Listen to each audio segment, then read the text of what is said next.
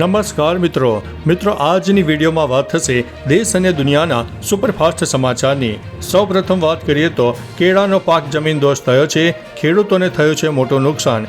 કમોસમી વરસાદના કારણે ભાવનગર જિલ્લાના મહુવા સહિત અનેક વિસ્તારમાં અકાળે વરસાદ પડ્યો, જેના કારણે ખેડૂતોના ઉનાળુ પાકને ભારે નુકસાન થયું। ખાસ કરીને આંબા અને કેળ જેવા બાગાયતી પાકોને પણ મોટું નુકસાન પહોંચ્યું છે।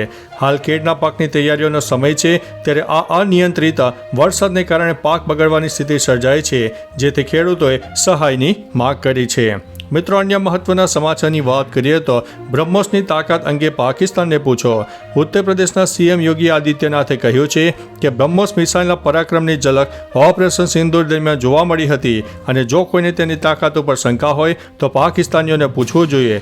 આતંકવાદને કચડવાનો સમય આવી ગયો છે અને સમગ્ર દેશે વડાપ્રધાન નરેન્દ્ર મોદીના નેતૃત્વમાં એક જૂથ થવું પડશે।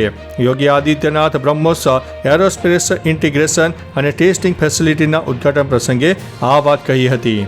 મિત્રો, અન્ય મહત્વના સમાચારની વાત કરીએ તો બે કુખ્યાત બુટલેગર સામે ગુસ્સી ટોકની ફરિયાદ દાખલ કરવામાં આવી છે।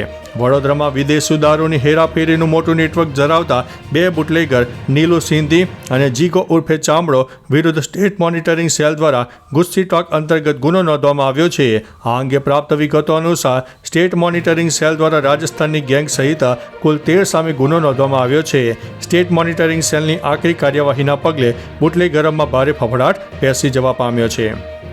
મિત્રો, અન્ય મહત્વના સમાચારની વાત કરીએ તો કાલે રાત્રે સરહદ પર શું થયું?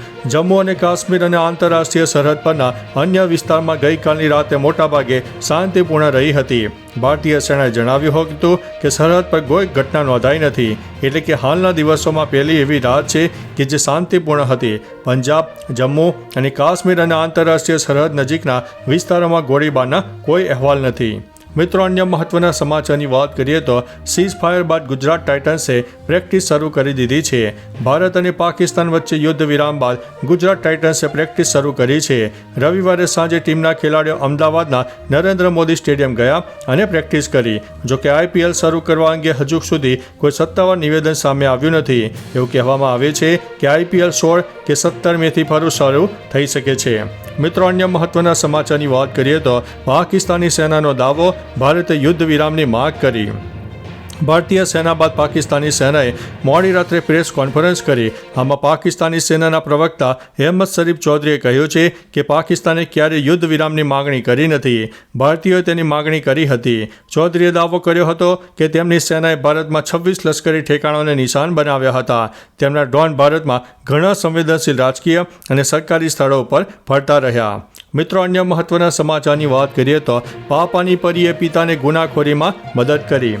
પિતા પુત્રીએ અમદાવાદના મણિનગર સ્થિત સ્વામિનારાયણ મંદિર પાસે આવેલા ઘનશ્યામ ભુવન બંગલો ખાતેથી ચોરી કરી, જેમાં 67,000 રોકડ, ચાંદીની 3 વાડકી, ચાંદીના 2 ગ્લાસ, ચાંદીના 5 સિક્કા, સોનાનું મંગળસૂત્ર અને સોનાની વીંટી ચોરી હતી।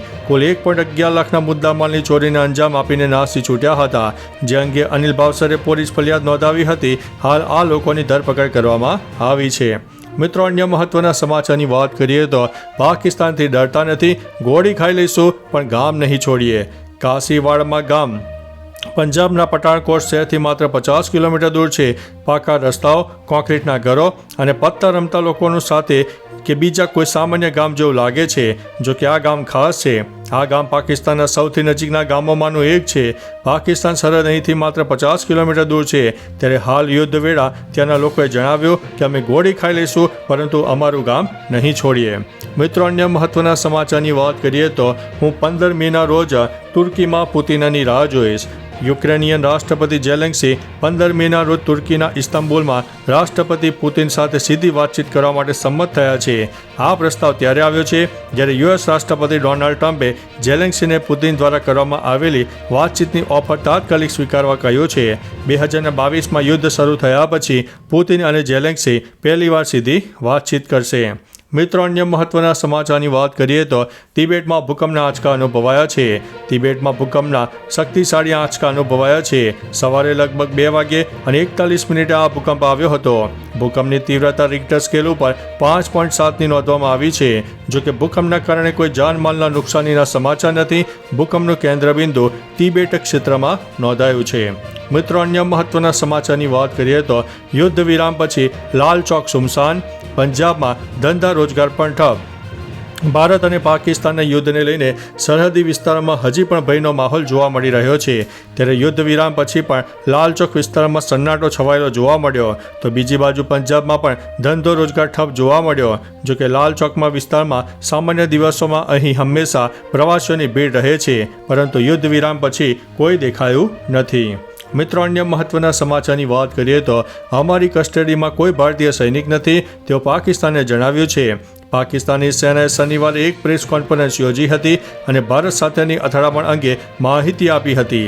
તાજેતરની લશ્કરી અથડામણો બાદ સેનાએ પુષ્ટિ આપી હતી કે પાકિસ્તાની સેનાની કસ્ટડીમાં કોઈ ભારતીય પાયલટ નથી. આ બધી સોશિયલ મીડિયા અફવાઓ છે, નકલી સમાચારનો ભાગ છે અને બહુવિધ સ્ત્રોતો દ્વારા ફેલાયેલો પ્રચારનો ભાગ છે. મિત્રો, અન્ય મહત્વના સમાચારની વાત કરીએ તો પંજાબમાં શાળાઓ બંધ રહેશે. ભારત પાકિસ્તાન લશ્કરી તણાવને કારણે પંજાબના 6 જિલ્લાઓમાં પાકિસ્તાન સરહદ નજીક આવેલી શાળાઓ બંધ રહેશે. સાવચેતીના પગલાં તરીકે આ શાળાઓ બંધ કરવામાં આવી છે. અધિકારીઓએ જણાવ્યું છે કે રવિવારે મોડી રાત્રે હોશિયારપુરમાં બ્લેકઆઉટ લાગુ કરવામાં આવ્યું હતું. આ સાથે પાકિસ્તાની સરહદે આવેલા 6 જિલ્લાઓમાં શાળાઓ બંધ કરવાનો નિર્ણય લેવામાં આવ્યો છે. તો ચાલો મિત્રો, ફરીથી દેશ અને દુનિયાના સુપરફાસ્ટ સમાચાર લઈને મળતા રહીશો. ત્યાં સુધી અમને રજા આપશો. નમસ્તે.